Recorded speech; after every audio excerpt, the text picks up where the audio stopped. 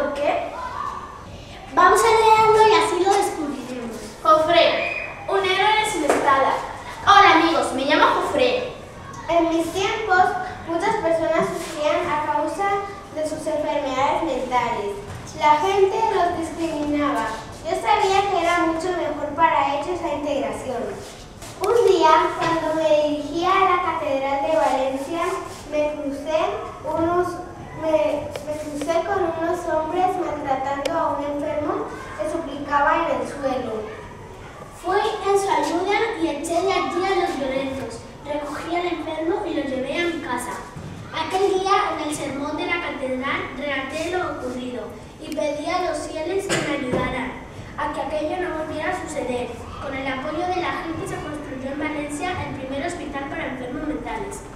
Hospital Les Innocents Foix et Orats.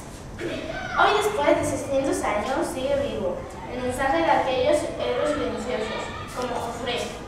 Las personas diferentes no han de ser rechazadas, sino atendidas e integradas en nuestra vida. Nosotros también podemos ser héroes sin espada.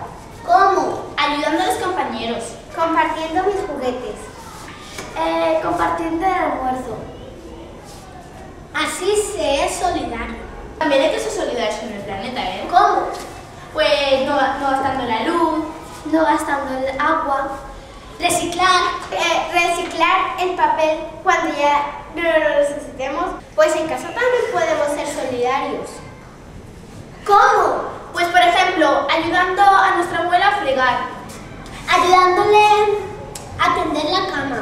Ayudando a hacer todas las tareas de casa. Ayudando a lavar la ropa. ayudando a recoger, ayudando a hacer la comida, Ayudando a sacar de paseo a mi perro.